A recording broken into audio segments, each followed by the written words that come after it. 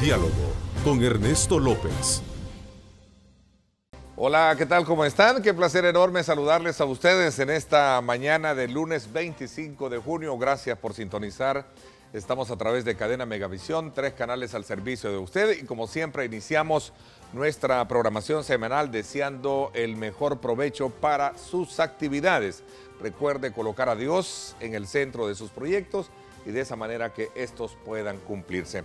Hoy en el programa conversaremos con el presidente de la Asamblea Legislativa, el doctor Norman Quijano, sobre los últimos acontecimientos que marcan el trabajo legislativo en función de la política de austeridad y también de la actividad que el Partido Arena realizó ayer, es decir, una asamblea general extraordinaria en las que se dieron el poder y el aval respectivo para que este instituto político pueda crear de cara a las próximas elecciones del 2019 alianzas políticas o coaliciones con otros institutos del país. Es un tema que vamos a tener con nuestro invitado y quiero darle la más cordial bienvenida, doctor. ¿Cómo está? Qué gusto tenerlo acá en el programa. Muchas gracias, Ernesto, por invitarme. Es un gusto estar en tu programa y saludar a la amable audiencia. ¿Cuál es la lectura usted que le da a este nuevo, digamos, escenario que se abre en el marco de lo que sería esta pre-campaña que vamos a tener los salvadoreños y que ya en octubre estaríamos prácticamente copados de ella, doctor? Sí. Bueno, mira, Neto, estatutariamente la Asamblea General es la máxima autoridad del partido. Siempre se acostumbra que cuando vamos a un evento electoral, la Asamblea autoriza, porque eso es lo que dicen los estatutos, a la dirigencia para buscar acercamientos con otros actores políticos, que tampoco pueden ser no solamente actores políticos, pueden ser otras organizaciones de la sociedad civil, pero desde el punto de vista eminente partidario, la Asamblea autoriza al COENA iniciar esos acercamientos, buscando una proyección a futuro de no solamente programática en cuanto a una visión, a un programa de gobierno, a la articulación de un gobierno, diría pues de nuestro partido, sino que de cara a darle respuesta a los ciudadanos, qué es lo que el ciudadano espera de nuestro partido y cómo nos ve también ante posibles alianzas, es decir, por eso es de que se consulta a la ciudadanía, no solamente eso, sino que también sirvió para ratificar a Carlos Calleja como nuestro candidato presidencial. Ya estamos prácticamente en la recta final, sí. Estamos prácticamente a 7 meses, diría yo, no mucho, porque diciembre casi no se cuenta, Neto. Así es que estamos preparados para ese evento que va a darnos un nuevo gobierno, un nuevo presidente de la República y Dios mediante vamos a salir bien. Pues yo no sé si son alianzas o son coaliciones en lo que vamos a terminar. Acuérdate que la coalición es la que se inscribe en el Tribunal Supremo Electoral y es la que permite sumar los votos de las banderas, ¿verdad? La alianza es otro arreglo, diría yo, de otra naturaleza que también se apoyan ambos institutos políticos y cada quien suma sus votos para su propia bandera. Yo creo que la coyuntura se presta para que realmente los actores políticos tomemos esto con toda la responsabilidad. La crítica situación del país, los últimos escándalos que se generan en temas de corrupción, todo este estado de cosas de un país que tiene una infinita capacidad, diría yo, de autodestrucción, porque no hemos salido de un escándalo y estamos metidos en el siguiente. Yo creo que hace ver que los actores políticos veamos esto diría yo, con mucha responsabilidad, pero al mismo tiempo con mucha preocupación. Estamos enfrentando un verdadero reto. El ciudadano conservador, particularmente el ciudadano conservador, nos ve como la única, diría yo, alternativa de realmente darle rumbo democrático a este país. Entonces no debemos de defraudar ni vamos a defraudar a nuestro electorado. A ver, este escenario de autorización, de aval otorgado no solo para legitimar la candidatura presidencial de Carlos Callejas el día de ayer, sino que también el poder dar el aval respectivo para conformar coaliciones con otros institutos políticos, doctor. Este escenario es ir abriendo también la puerta por construir la candidatura a la vicepresidencia. ¿Cómo ve usted esa figura que es un componente vital en términos de competitividad de lo que viene? De competitividad. Bueno, mira, cuando tú entras a una mesa de negociación no debes de ir con posiciones inflexibles, ¿verdad? Debes ir dispuesto a dialogar, a concertar y a adquirir compromisos.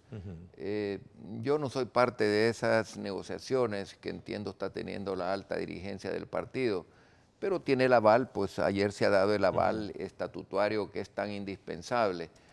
Es importante en este tema la transparencia, es importante lo que nuestro presidente decía ayer, hacer un mea culpa. Si no estamos en el poder es por algo, es porque el ciudadano en un ¿Fue correcto determinado... lo que él dijo? Pedir, claro, yo lo hice en una vez. Pasado. Yo lo hice en una vez y recibí un mar de críticas, ¿verdad? Que uno es el que pone la cara, uno es el que anda buscando a los ciudadanos en el cantón, en el caserío, en la comunidad. Uno es el que anda llevando el mensaje. Somos nosotros los voceros, los portavoces del partido. Y cuando un funcionario público no tiene el mejor desempeño, pues hombre, uno tiene que tener la entereza, la valentía, la humildad de decir, hombre, nos equivocamos. Yo admiré mucho eso de Mariano Rajoy. Al final a Mariano Rajoy le costó, pues, el voto de censura en el Congreso de los Diputados, le costó entregar la presidencia a Pedro Sánchez. Pero no obstante, él en lo personal nunca había sido acusado. Sí habían casos Bárcenas, habían muchos casos de corrupción en el Partido Popular. Pero yo recuerdo en una ocasión que él estaba en un reality show y cuando le preguntaron del tema de la corrupción, me encantó la respuesta de él, que viendo a la cámara dijo, nos ha hecho mucho daño, estamos dispuestos a corregir, que estas cosas no se repitan. Todos los partidos políticos, Ernesto, son el vehículo que el ciudadano usa para aspirar a un cargo público. Así lo establece la ley de partidos políticos, con la excepción que dio la sala de que permitió los diputados no partidarios, en una resolución a lo mejor que puede ser cuestionada, no sé. Lo cierto es de que ese es el vehículo en que nosotros nos subimos. Y ese vehículo debe de tener buenas llantas, debe tener suficiente combustible, debe tener buena imagen, ¿verdad? No debe estar todo abollado, tiene que ser un vehículo que genere, como te diría yo, pues confianza que vas a subirte en ese vehículo y vas a llegar a un destino que debe de ser advertido por el ciudadano, no a un destino incierto ni remoto, sino que debe ser advertido por el ciudadano. Y es el que se sube a ese vehículo el responsable de tener buena conducta, en base a principios y valores, tener una vida ordenada, diría yo, si querés, disipada, en el sentido de no estar en medio del escarnio de la sociedad ni el escándalo público, sino que tu conducta sea pues la más ética desde el ángulo que te quieran ver, porque los políticos siempre vamos a estar siempre en vitrina y desde cualquier ángulo nos van a ver y desde cualquier ángulo nos van a criticar, a veces justamente, a veces injustamente.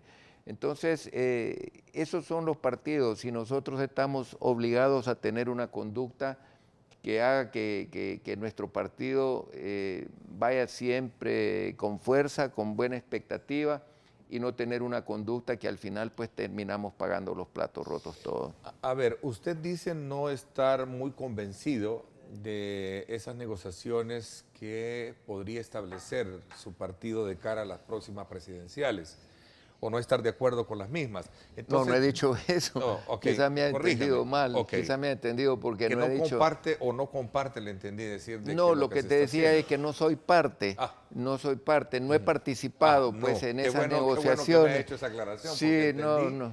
Que era que no estaba muy de acuerdo con eso. No, al contrario, el partido tiene toda la facultad, no es la primera vez que lo haremos. Yo siempre dije... ¿Es correcto entonces lo que se está proyectando? Establecer alianzas, coaliciones con los partidos.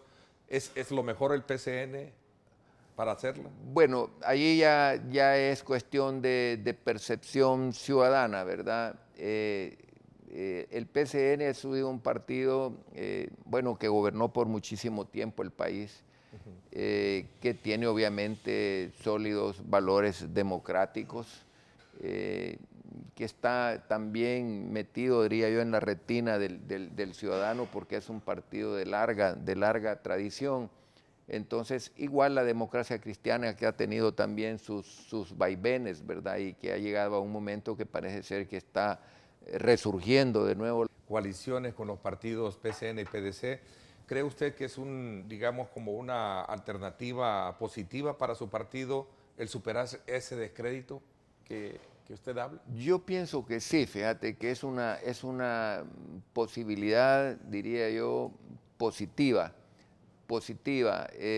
Son partidos que tienen estructura, sobre todo PCN, tienen estructura a nivel nacional, en unos lugares más fuertes que en otros. Y la suma de esa estructura, que el que participa en política sabe lo que eso significa, ¿verdad? Que tengas militantes en todo el territorio nacional y que tengas eso precisamente, organización, que es lo que te hace conquistar un gobierno, conquistar una presidencia. Ambos partidos la tienen, unos más que otros. Están en la retina, por eso te decía, ya son partidos con larga tradición en el país. Entonces yo veo positivo y yo estoy esperanzado de que vamos a conquistar otra vez la confianza de mis compatriotas para poder gobernar el país. El candidato presidencial, Carlos Callejas, ha venido en los últimos días hablando de establecer cambios en la forma de cómo Arena debe de comportarse. ¿De qué cambios? Y habla de cambios ya. ¿Cómo interpreta usted, doctor, este tema en particular? Pero voy a dejarlo planteado para regresar al tema de la vicepresidencia. ¿Para usted no debe de ser sujeta de negociación ceder la vicepresidencia? No, yo diría de que no hay que ir con atadura, debemos de ir a hablar, a dialogar, a buscar puntos de entendimiento, de encuentro, y mira qué bien se están haciendo las cosas en la Asamblea Legislativa producto de ese acercamiento con el PCN y el PDC. Si bien es cierto, yo soy la cabeza de esto, te puedo decir que la inmensa mayoría de las decisiones van por consenso y la ciudadanía está viendo bien. Entonces, yo pienso que no debemos de ir con ataduras. Si surge producto de esas reuniones una aspiración vicepresidencial de alguno de los miembros de esos partidos, y eso es lo que conviene precisamente para sumar más apoyos y ir con mayor fuerza, pues yo no creo que deberíamos de estar renuentes. Si vamos a dialogar y a negociar es para poder compartir y para poder avanzar en un proyecto político de nación. ¿A qué cambios cree usted que se refiere el candidato presidencial cuando dice Arena debe cambiar, pero ya? Él hablaba de que es importante la renovación, ¿verdad? El partido está teniendo una renovación, ¿verdad? Pero más que renovación de rostro, yo entiendo que Carlos, a lo que nuestro candidato, futuro presidente, entiendo que se refiere es a una renovación en la forma de hacer política, a una renovación de pensamiento, a una renovación de visión. La bancada, el 30 y pico % de nuestra bancada es una bancada nueva, con mucha sangre joven combinada con sangre ya con experiencia, pues, ¿verdad? En una sinergia muy positiva que yo creo que dará sus frutos o estará dando sus frutos. Pero eso es lo importante, los partidos siempre tienen que estar dispuestos a renovarse. Eso es algo que no lo puedes detener, es algo natural en la existencia del ser humano. Todo tiende a renovarse, todo tiende a cambiarse, pero debe de ser para bien, en el sentido de capitalizar las experiencias que puedas capitalizar del pasado, pero también con una visión de futuro modernista, progresista, que te permita calar hondo en el subconsciente de mis compatriotas. Okay, entonces, si se quiere competir fuerte para las próximas elecciones, esa vicepresidencia sí debe de estar en concordancia o abierta para poder acceder a los partidos. Eso que dijiste al final, abierta para poder dialogar y buscar el mejor entendimiento posible y a ver qué surge. Eso sí, el tiempo apremia.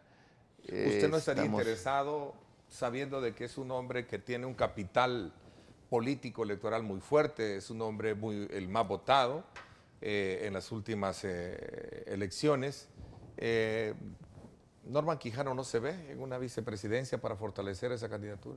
Fíjate que yo agradezco, porque ya varias veces que me lo preguntan, Ernesto, yo estoy centrado en el esfuerzo. Yo no creí que iba a encontrar una situación con una crisis financiera como la que tiene la Asamblea Legislativa, y estoy combinando el trabajo legislativo con el trabajo administrativo financiero. Eso me tiene sumamente ocupado.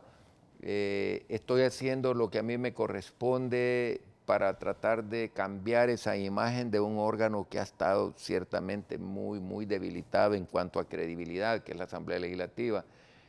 Y yo me alegro de que ya hayan ciudadanos que me dicen: mire, doctor, lo felicito, les digo de que esto no solamente, y lo reitero, esto es producto en su mayoría. Por ejemplo, el famoso ese decreto transitorio de retiro voluntario, 69 diputados votó el FMLN. Sí, ya vamos a hablar de eso en el siguiente entonces te digo, yo dije entonces, no consenso, yo dije consenso, austeridad y transparencia. Okay, sí, por el no momento estoy demasiado ocupado para querer estar pensando en otras cosas. Va a decir el ciudadano: bueno, este nunca está contento en ninguna parte.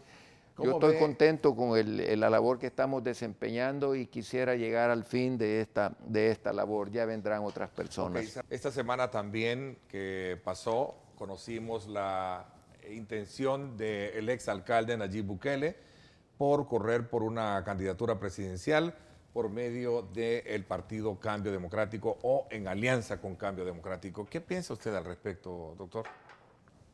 Bueno, que ha escogido un partido sin identidad, que se ha plegado permanentemente a los designios del FMLN, que fue incapaz de construir un centro izquierda importante, que siempre se plegó a la izquierda radical del FMLN.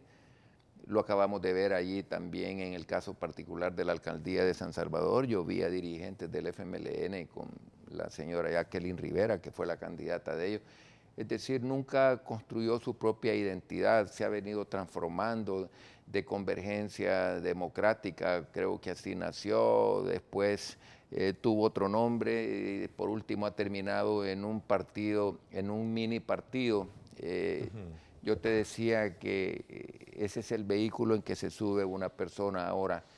El que aspira a ser presidente o candidato presidencial con una obsesión enfermiza, no obstante que él dice que no es nada estimulante ni nada honroso ser presidente de un país como el nuestro, lo ha dicho. Lo cierto es de que es una persona que está muy judicializado, y solo una justicia endeble puede tener a una persona todavía en condiciones de poder todavía competir, porque si aquí realmente la justicia si aplicara con severidad, este señor estaría desde hace ratos en Mariona, ¿verdad? Mire el caso de alterar marcas y distintivos comerciales que burlescamente llaman el caso del troll y todo, ¿no? Ese es en una sociedad verdaderamente democrática, ese es un delito gravemente penado. Bueno, parece que hoy lo están abriendo. No está condenado todavía sobre el caso. ¿No? Pero te estoy comentando, ¿verdad? Una persona que se salta las leyes a la torera, me refiero a la ley de ética en el ejercicio de la función pública y el Código Municipal, que te prohíbe expresamente que tengas parientes. Uno habla del segundo de consanguinidad, de la otra ley yo pedí homologarlas, ojalá que algún día las podamos homologar, ambas leyes, Código Municipal y Ley de Ética.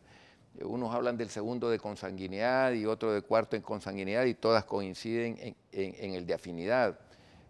Lo cierto es de que llenar la alcaldía de San Salvador de todos sus parientes es una bofetada a la ciudadanía con el argumento de que son ad honorem, si es que el código ni municipal ni en la ley de ética que te exceptúa de que si es ad honorem sí pueden estar allí.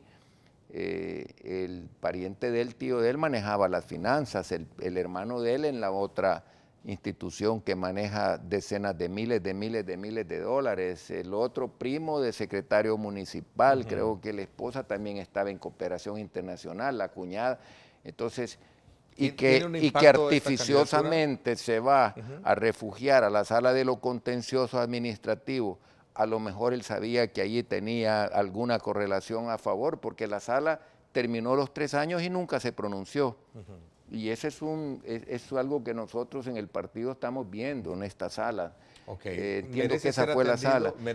Pero hay más casos judicializados. Acuérdate que él a través de la empresa Overmet, que hizo el mismo fraude de ley que hacía la administración Saca, ¿verdad?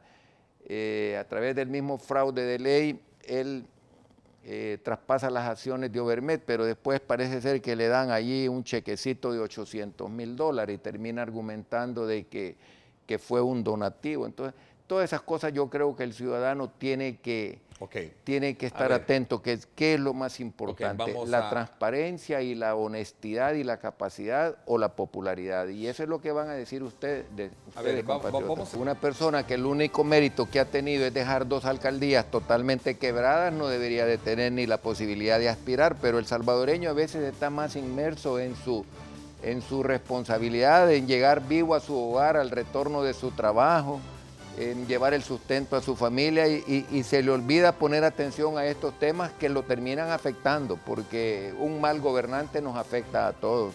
De no hacerse los ajustes pertinentes, esto podría caer en problemas serios de liquidez. Sí. ¿Van a continuar más despidos, digamos, o cesar más plazas en la Asamblea Legislativa? Mira, Ernesto, hemos tomado más de 30 medidas tendentes a tener mayores niveles de austeridad, mayor racionalidad en el gasto de la Asamblea, desde las más baladíes, quizás intrascendentes, hasta las más grandes. Obviamente el rubro que golpea más es el rubro 51, que es de remuneraciones. La Asamblea tiene un presupuesto aprobado de $58 millones, pero el rubro remuneraciones es de $52 millones. Entonces estoy hablando, no sé si el 90, hay que hacer una simple operación matemática, el rubro salario. Yo puedo estar diciendo, entregamos las camionetas, bajamos en gastos y servicios, telefonía y una gran cantidad de cosas, combustible, etcétera, pero si no tocamos el rubro remuneraciones, los resultados no van a ser, porque es precisamente allí donde la Asamblea entró en un gravísimo desfase. Solo en el rubro de remuneraciones, eso se vuelve insostenible. La Asamblea pasó de una planilla de 2.8 millones que tenía en el 2007 y sufrió un incremento importante de 5 millones en el 2007, y en el 2018, en este año, en febrero la Asamblea, la directiva aprobó un incremento de 5.2, de 45 llegó a 50.2 el presupuesto de remuneraciones. ¿De dónde lo tomaron? Del seguro, que no teníamos seguro médico hospitalario, que eran $3 millones, y de gastos de servicio. Entonces, eso genera un desfase de $1 millón mensual, es decir, la planilla pasó de 2.8 millones de dólares mensual en el 2007 a 3.8 millones mensual en el 2018. Esto es insostenible. Esto nos toca a nosotros, bueno, hacer corazón duro, porque te digo que para mí ha sido lo más triste tener que llegar a tomar este tipo de medidas. Tomar decisiones. No, porque ¿Son colectivas o son de Norman Quijano? Mira, yo las he impulsado producto del diagnóstico del equipo que tengo alrededor mío, no solamente abogados, sino que economistas, que les di la responsabilidad de que me ayudaran a tener el diagnóstico de la institución, y cuando empecé a ver las cifras me quedé atónito cuando me dijeron: en octubre, doctor, usted no va a tener para pagar los salarios. ¿Era del total desconocimiento suyo, estando en la Asamblea por muchos años, de cómo había crecido, se había inflado? Es que ningún presidente de la Asamblea, y yo por primera vez en 18 años, yo reunía a todas las gerencias, a todas las jefaturas, a todos los directores de servicios, que son un promedio como de 20 personas. Allí estaba el gerente de operaciones legislativas, estaba la jefe de la UASI, el jefe del GAF, la gerencia administrativa financiera, el área de almacén. todos. Y hubo una persona que me dice, doctor, yo tengo 18 años de trabajar en la Asamblea y nunca un presidente de la Asamblea nos había convocado a una reunión. Los convoqué, creo que fue el lunes anterior, a las 8 de la mañana, o antepasado, no recuerdo. Y nunca nos habían convocado. Y mira lo que encuentro, aparte de que al final, al cierre, les pregunto, ¿cuántas personas tiene usted en su dependencia? Tengo 42, doctor. ¿Con cuántas puede operar? Con 15. Con 20, es decir, todas tienen más del 100% de exceso de personal. La Asamblea se convirtió en el centro de clientelismo político. Y eso se vuelve... Tanto es así que... No, por supuesto, pero no solamente eso, sino que también una grave fuente de corrupción que poco a poco vamos a ir nosotros. Me corrobora usted esta información que decía Raúl Beltrán Bonilla, de que hay una persona viviendo en el extranjero y que desde el extranjero cobra $3,000? Fíjate que yo revisé, estuve revisando y no hay una persona que coincida. Parecido es el nombre de una persona. Si Raúl tiene más información, yo inmediatamente procedo a destituirla. No lo he podido... Pero sí hay personas que se van de viaje a Estados Unidos y cobran $3,000 y en los próximos días yo los voy a hacer cesar. Claro, para cesarlos tengo que cuidarme, porque acuérdate que puede haber un reparo patrimonial, pues porque tengo que respetar las garantías laborales, los derechos. Mira, la Asamblea tiene dos tipos de empleados. El empleado que trabaja para la institución y el empleado que trabaja para el grupo parlamentario. Entre esos dos grupos de empleados hay unos que no llegan a trabajar, son los que yo dije que eran plazas fantasmas, pero cobran. Y hay otros que llevan a trabajar y no hacen nada, porque sencillamente no tienen nada que hacer. No tienen absolutamente nada que hacer, pero también debo de reconocer que hay buenos empleados, porque también hay que ser justo en esto. Hay buenos empleados que cumplen una labor, que son puntuales, que son responsables, pero ese tipo de empleado que se presenta y no tiene ni escritorio, no tiene computadora, no tiene una silla donde sentarse y que se va a la sala de reuniones a estar con su WhatsApp o estar viendo los partidos del Mundial.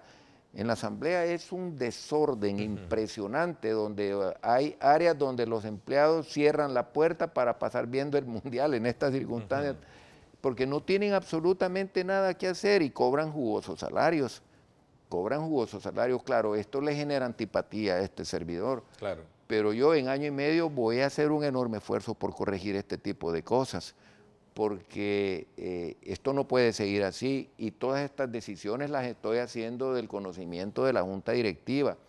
Doctor, ya para ir finalizando, también me preguntan cuál es el curso que siguió la situación en la que se vio afectada la entrada principal de la Asamblea Legislativa, pregunta alguien aquí, a raíz de la protesta en el tema del agua, es decir, los disturbios que se generaron. ¿Cuál es la situación? Nosotros presentamos un aviso a la Fiscalía, es lamentable lo que se dio, cuesta creer que estudiantes, yo soy doctorado de la Universidad de El Salvador, conozco todo ese tipo de movimientos, nunca fui presa tampoco de ese tipo de movimientos, de lanzarlos contra la Asamblea Legislativa es la casa del pueblo y está abierta para todo el que llegue en son de paz.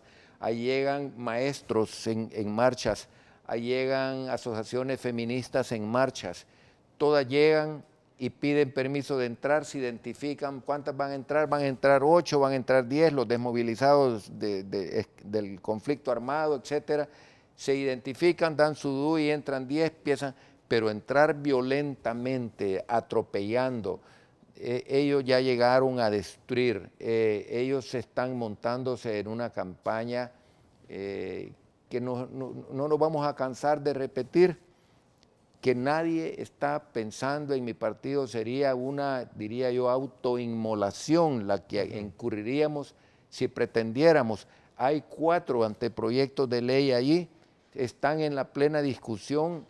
Qué poca confianza tienen en su presidente, que tiene la capacidad de veto en el dado caso.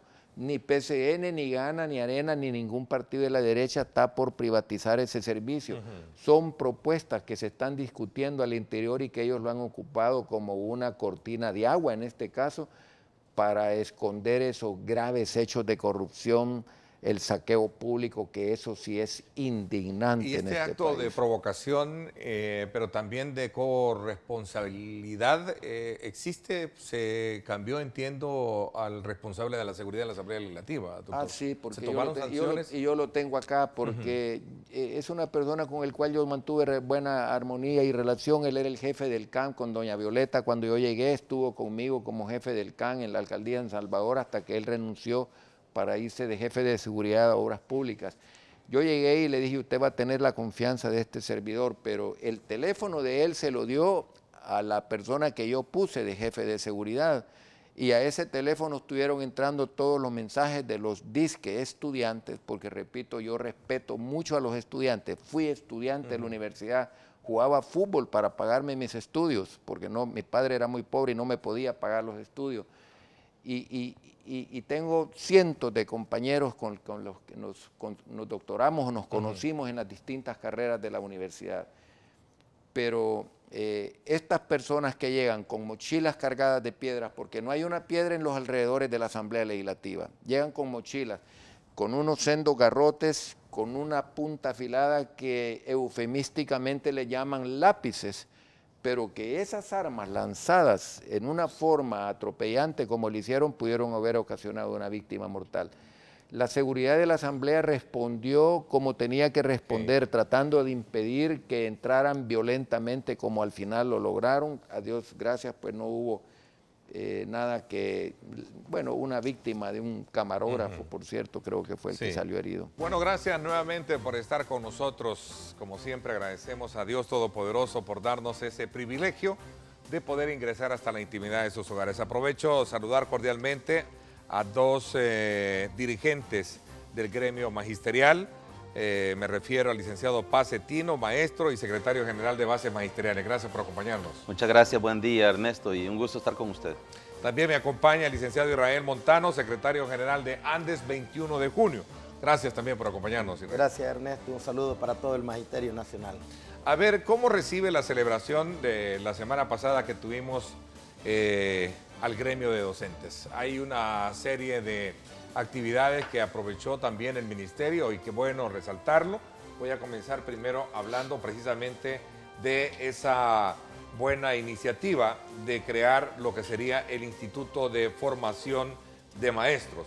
El instituto aparece como una necesidad, decía en una entrevista reciente al ministro de Educación, pues es una de las deficiencias en la formación de docentes que no ha logrado de alguna manera llenarse como tal.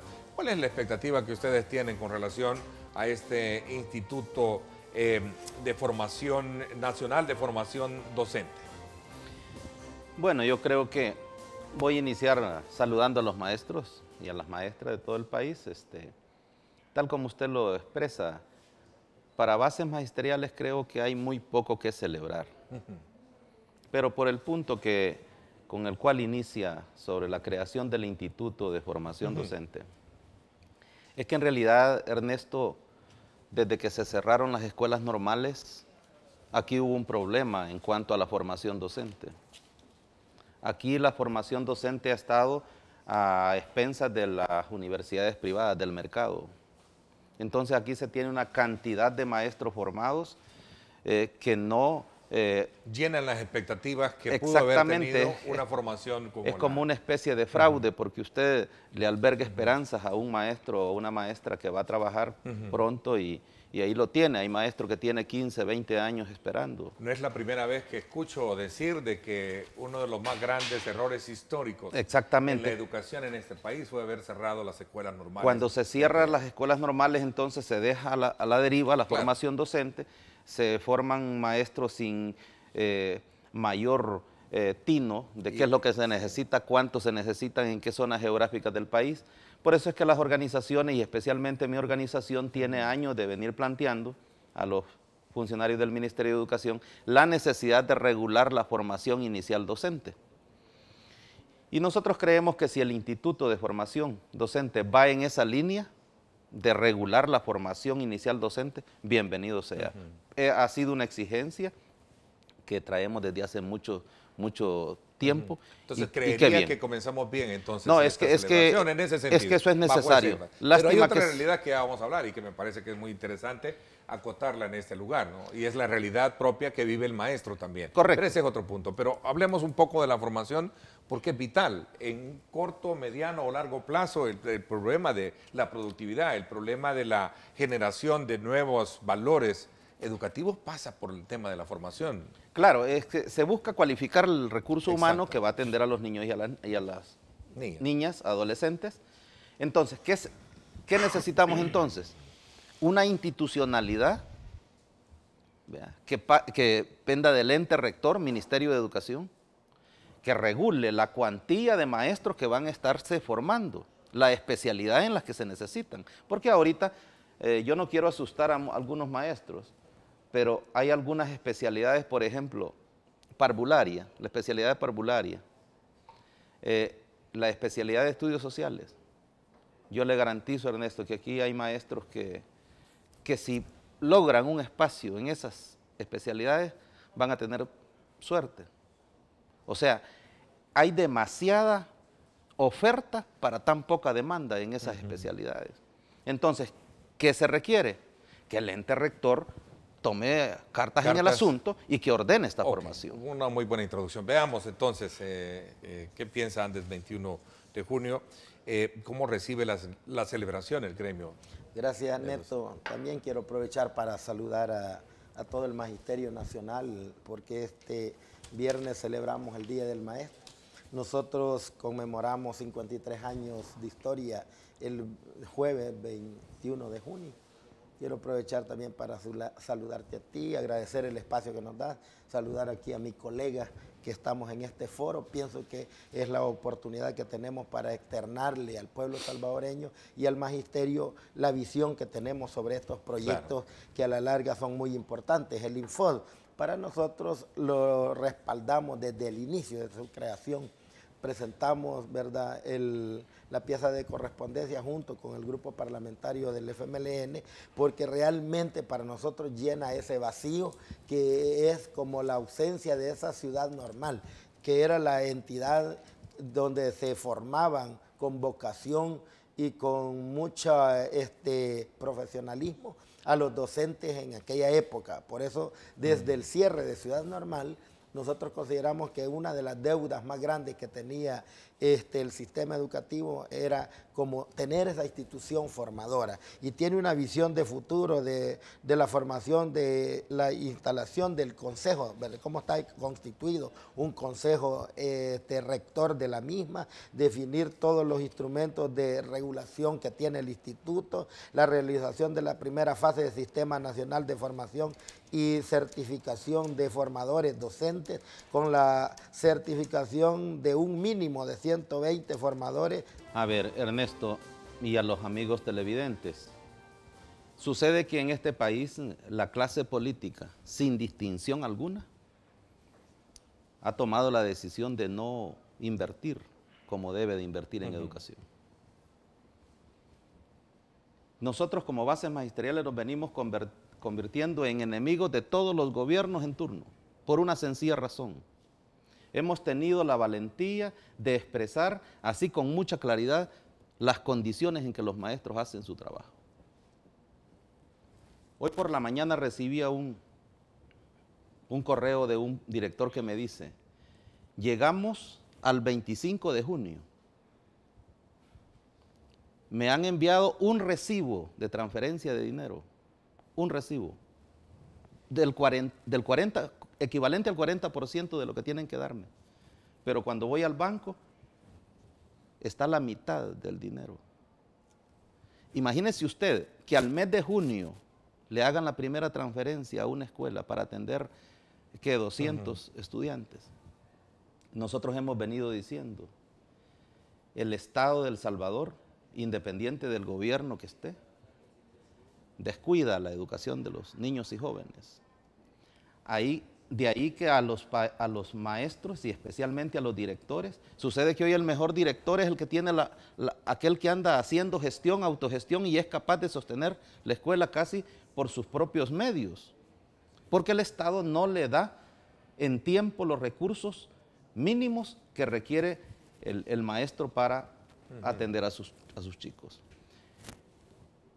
De las 5,000 y pico de escuelas que existen a nivel de país, Ernesto, un buen porcentaje de esas escuelas están deterioradas, con carencia de servicios. No lo llegan los presupuestos en tiempo. A los maestros nos exigen más de la cuenta, pero no nos dan los elementos mínimos para funcionar. Los tienen en capacitaciones permanentes y qué bueno eso, porque se actualiza el maestro, pero no le ofrecen ningún crédito absolutamente de nada. Entonces, por eso yo iniciaba diciendo, parece que hoy por hoy no hay mucho que celebrar para los profesores. Es un drama que cada día se complica más. Ya los directores parece que bajaron la guardia, como decimos en buen salvadoreño. Israel. Sí, claro, mira, para antes del 21 de junio, es decir, hacer un análisis sobre la situación actual de la educación es bastante complejo con el tiempo, porque no nos alcanza porque necesitamos hacer un ayer, ¿verdad? Un hoy y un mañana, ¿verdad? Hacer esa comparación. En ese contexto nosotros podemos decir que si bien es cierto, hay carencias de dificultades, que el presupuesto escolar no llega a los centros educativos, porque eso es real, ¿verdad? Este presupuesto escolar se divide en dos partes, un presupuesto para salario y uno para operación y funcionamiento, para operaciones y funcionamientos del centro escolar. Entonces, el presupuesto para salario, yo investigué antes de venirme a este programa y realmente está prácticamente solventado, pero sí hay algunas dificultades en el presupuesto de operaciones, tal como lo dice el colega en este momento. Pero nosotros sabemos que para salario, que es lo más sagrado que se le tiene que pagar al maestro que trabaja contratados por el Consejo Directivo Escolar, en este momento está resuelto. Parte muy importante de eso. Luego nosotros consideramos que la situación del profesor cada día ha venido deteriorándose por varias dificultades. Primero, hemos hecho esfuerzos de que haya un incremento en el Producto Interno Bruto, en el presupuesto, el cual no ha habido. Ahora, ¿por qué no hay? ¿Y por qué no hemos tenido algunas reivindicaciones justas y necesarias? Por ejemplo, para antes del 21 de junio, consideramos que aquí hay un tema muy grave para los trabajadores y para el magisterio, y es el tema de pensiones. Yo lo voy a tocar porque realmente hemos trabajado, hemos hecho esfuerzo, hemos salido a la calle, hemos luchado, pero definitivamente este es un tema político, tiene que ver con correlación legislativa, y eso a la larga a nosotros nos ha dificultado grandemente tener buenos resultados. Yo recuerdo cuando se aprobó el decreto 477, algo así, o 347 era el 347, y habían maestros que me decían, Montano, tú eres el responsable de este decreto, y me atacaron aquí en la organización del colega a nivel nacional, y yo les dije, miren compañeros, esto es en la Asamblea Legislativa, y antes del 21 de junio no somos diputados, somos maestros, somos un sindicato, somos un gremio, el cual, ¿verdad?, lamentablemente es de correlación legislativa. Este es un tema grave. Yo invito al pueblo salvadoreño, a los trabajadores y especialmente al magisterio para que salgamos a la calle. Nosotros el año pasado hicimos una propuesta que no se quiso leer, ni siquiera se revisó en la Asamblea Legislativa. Se aprobó la propuesta de la derecha en la Asamblea Legislativa por todos los partidos, porque había que salvar al país de una crisis a la cual la estaban sometiendo en ese momento. Y nosotros somos conscientes de que para los trabajadores no hubo nada, y tenemos un reto, y el llamado que yo hago a toda la clase trabajadora y al pueblo salvadoreño es que nos unamos y hagamos un gran esfuerzo. Yo quiero aprovechar este espacio, Ernesto, para pedirle al colega, ¿verdad?, que me acompaña, que por qué no nos unimos y juntos trabajamos la propuesta para reformar las pensiones, porque los trabajadores de este país nos están exigiendo, nos están obligando casi a que salgamos a la calle. Entonces yo hago ese planteamiento, salgamos a la calle, exijamos de que en la Asamblea Legislativa se reforme, ¿verdad?, el sistema de pensiones, el sistema previsional, porque un maestro difícilmente o un trabajador va a poder vivir con $250 de pensión. A ver, tomándole la palabra y por alusión, pase, Tino. Es bien difícil Bueno, se oye bonito el discurso del compañero, pues, pero los colegas maestros saben que los compañeros tienen 9 años de estar en una pasividad terrible. Aquí embate tras embate contra los maestros y la pasividad, no salían de esa pasividad. Hoy, curiosamente, que hay movimientos políticos, hay un llamado a... No, nosotros hemos estado siempre haciendo lo que a los trabajadores les toca hacer, luchar por sus intereses. Yo creo que los maestros y muchos maestros que se ligaron a partidos políticos han perdido dignidad. Han perdido dignidad y eso los tiene en estos problemas. Nosotros hemos hecho en el tema de pensiones lo que nos corresponde. Hemos presentado un recurso de inconstitucionalidad a la Sala de lo Constitucional y aprovecho este medio para pedirles a los 4 magistrados de esa sala. Nosotros hemos admirado la línea jurisprudencial de ustedes en muchas decisiones que les ha tocado resolver. Vea la naturaleza de nuestro trabajo. Es que a nosotros nos toca atender niños de distintas edades. Por consiguiente, yo debo estar en una condición óptima para ello. Cuando ahora un profesor termina su carrera docente con un salario de $974, porque ese es el último salario que puede cobrar un maestro, y le dicen tiene que pensionarse con $207, los maestros, en el caso nuestro, y así pasará con todos los empleados, en el caso nuestro los maestros se resisten y no se van. ¿Qué estamos haciendo, Ernesto? Estamos envejeciendo al Ministerio de Educación. Mientras eso sucede, yo no me voy porque pierdo mi costo de oportunidad. Mientras eso sucede, hay miles de jóvenes en mejor condición física, emocional que nosotros, que ya tenemos 30, 35 y hasta 40 años, que no pueden entrar a la docencia. Esa situación va en detrimento de la calidad de la educación en este país. ¿Cuál es la expectativa que tiene el gremio de maestros frente al nuevo gobierno que se elija en febrero del próximo año? Bueno, para nosotros como Andes 21 de junio sí tenemos muchas expectativas, independientemente cómo quede ese resultado electoral, porque lo importante es generar condiciones para tener la capacidad de elaborar una propuesta alternativa a lo que hemos venido a hacer y cómo fortalecer las cosas buenas que hasta el momento se han hecho. Porque para Andes 21 de junio no podemos decir que aquí todo nos sirve. Entonces no viviríamos en El Salvador. Hay muchos elementos que realmente se han implementado en el actual gobierno que se pueden rescatar. Por ejemplo, los programas sociales. Los programas sociales le han servido a la gente. Se han generado empleos. Por ejemplo, no existían los sastres, los zapateros. Todo eso se había terminado. Y con el paquete escolar, que son cerca de 80 millones de dólares al año que se invierten en ello, se genera, se dinamiza la economía, el pequeño empresario, y esto es importante para la economía del país. Eso no existía. Bueno, como dicen que no hay mal que dure 100 años, ¿verdad? Ni pueblo que lo resista. Alguien tiene que hacer algo en este país. Y los trabajadores, bueno, la percepción que tenemos en el caso de la representación que yo tengo de los maestros, es que las cosas no van bien. Hay demasiado problema. Los maestros hemos sido bastante maltratados. Hemos perdido mucha institucionalidad en estos años, Ernesto.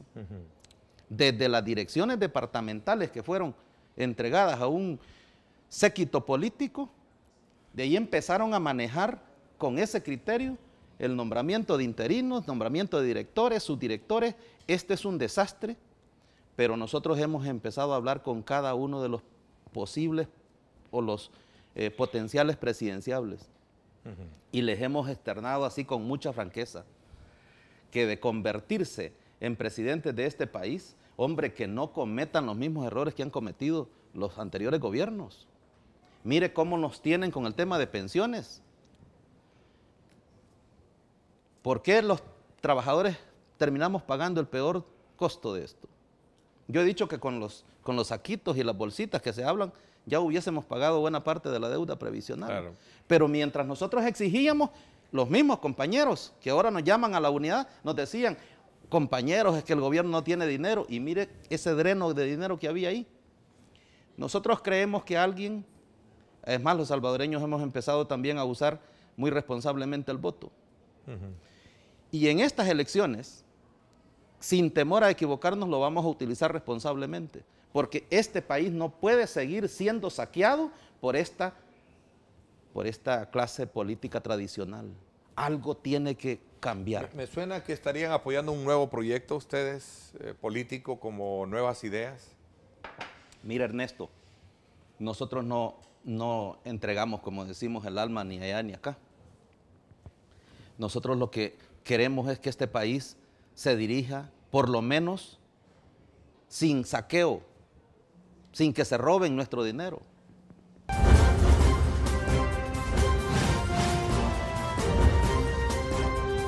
Diálogo con Ernesto López.